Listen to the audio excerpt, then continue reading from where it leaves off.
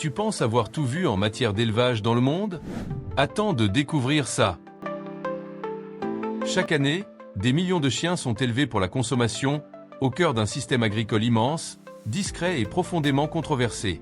Cette vidéo t'emmène dans une réalité troublante, fascinante et difficile à imaginer, à travers un documentaire puissant, révélateur et sans détour. C'est parti! En Chine, la viande de chien, mystérieuse et controversée, est parfois considérée comme sacrée dans certaines régions. Ce pays, l'un des plus grands consommateurs au monde, perpétue une tradition millénaire, profondément enracinée dans les coutumes locales. Historiquement, cette pratique audacieuse et pragmatique était souvent associée à des périodes de disette extrême, où les populations, ingénieuses et résilientes, devaient exploiter toutes les ressources protéinées disponibles pour assurer leur survie. Ils croient que la viande de chien ne répond pas seulement à des besoins nutritionnels, mais qu'elle est aussi valorisée pour ses propriétés médicinales, dites yang. Ces propriétés, réputées pour réchauffer le corps en hiver, seraient également bénéfiques pour renforcer le système immunitaire.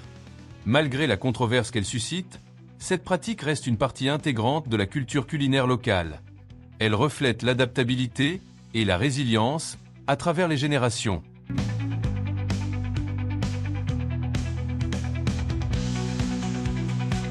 Rejoignez-moi pour une visite dans une ferme à chiens typique, située dans la province du Guangdong et actuellement au cœur de nombreuses controverses.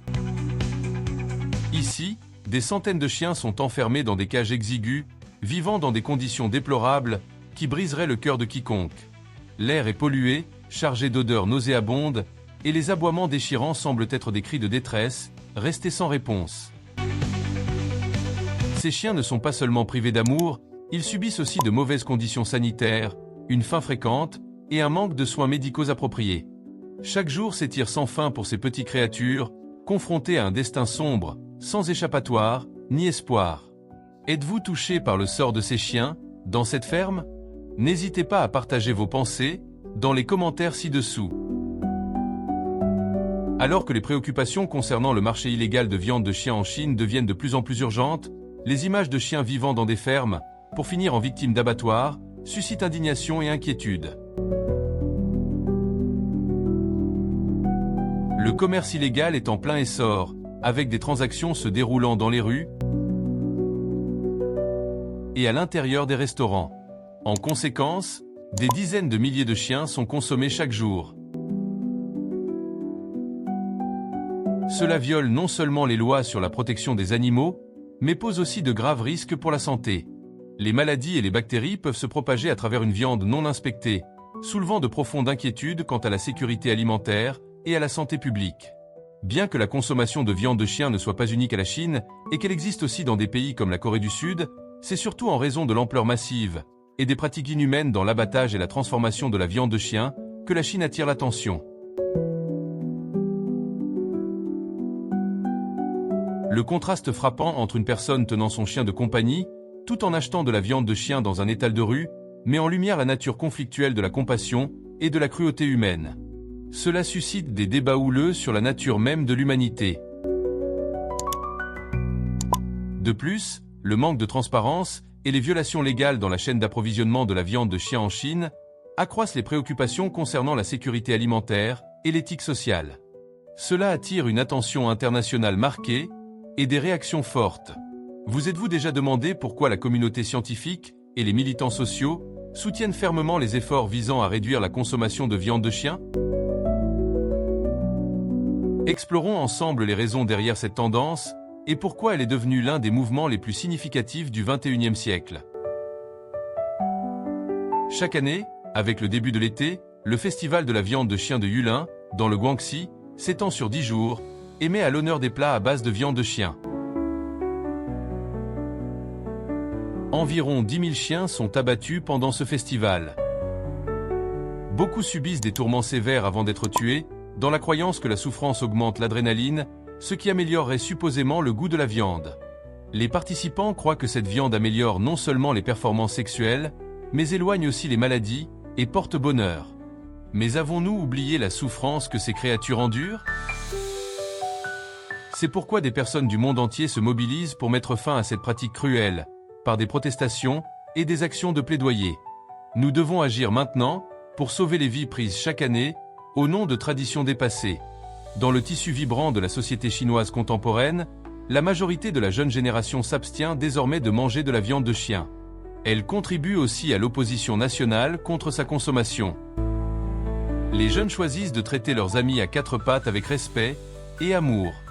Ce changement reflète non seulement une transformation des attitudes culturelles, mais indique aussi une maturation de la conscience environnementale et du bien-être animal.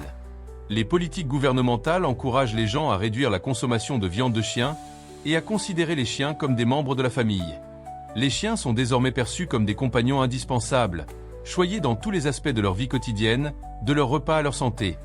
Je crois que chaque foyer devrait avoir un chien. Pourquoi ? Ces adorables animaux possèdent l'intelligence d'un enfant de 2 ans. Ils sont capables de comprendre le langage, les gestes et les mots de leurs propriétaires. Ils impressionnent par leur loyauté inébranlable, leur affection profonde et leur capacité unique à se connecter avec les humains. De plus, les chiens peuvent vivre jusqu'à 39 ans, offrant une compagnie longue et fiable. Et ne vous inquiétez pas de vous sentir seul ou triste, car les chiens le remarqueront et viendront vous réconforter immédiatement. Intéressant. Des scientifiques de l'Université de Californie ont découvert que les chiens peuvent ressentir de la jalousie si leur propriétaire montre de l'affection envers quelqu'un ou quelque chose d'autre. N'est-ce pas fascinant et surprenant pour tout le monde ? Appuyez sur le bouton j'aime et abonnez-vous si vous êtes un amoureux des chiens. Il est clair que l'avenir du marché du chien en Chine évolue progressivement grâce aux efforts incroyables des projets de protection animale et des campagnes visant à sauver les chiens des fermes à viande.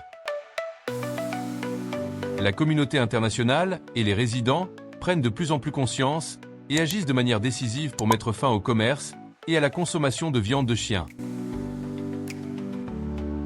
Ce changement n'est pas seulement un signe de progrès éthique, mais promet aussi un avenir meilleur pour les chiens en Chine, où ils seront aimés et valorisés en tant que compagnons méritants.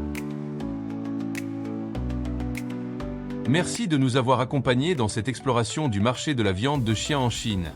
Continuez à suivre notre chaîne pour plus d'histoires dans le domaine de l'agriculture à travers le monde. Voici s'affiche à votre gauche une vidéo encore plus intéressante. J'étais moi-même hypnotisé en la faisant pour toi. Clique dessus maintenant et rejoins-moi.